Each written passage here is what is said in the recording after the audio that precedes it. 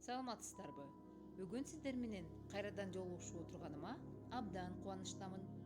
Анда эмесе кыргыз тилин үйрөнүү боюнча экинчи сабагыбыз. Бүгүнкү өтө турган темабыз менин үй бүлөм. Апам, атам жана бир туугандарым.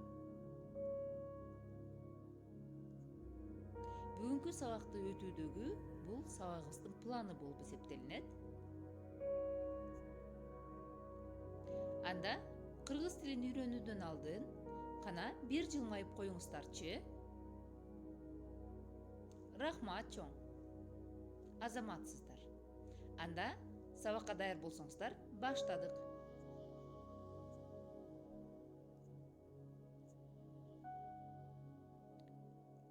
Бул үй бүлө. Бул үй бүлө.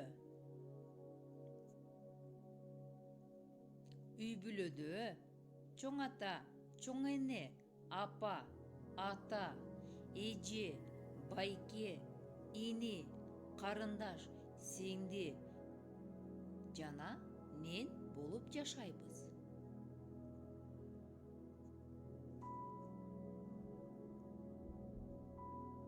Бул биздин эң улуу үйүбүздө жашаган инсандар.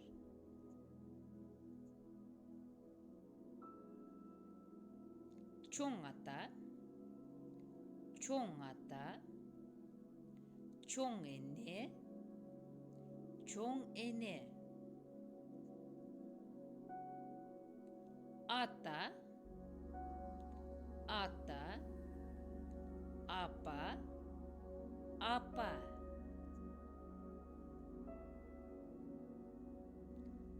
Чоң ата, чоң эне, ата, апа, эже жана мен.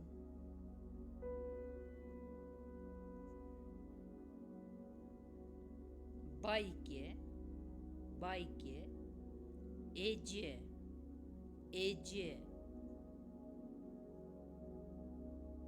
ини,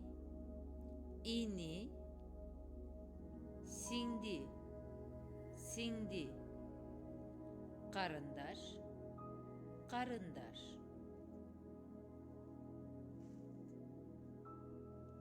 а бул мен.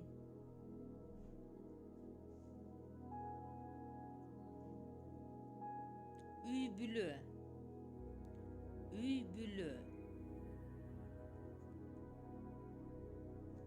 Мына ошентип сиздер менен биз кыргыз тилиндеги үй бүлө мүчөлөрүнүн аталыштары менен тааныштык.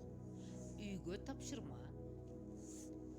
Бүгүнкү өтүлгөн сөздөрдүн баарын кайталап, жаттап, ал сөздөрдү кошуп, сүйлөм түзөбүз.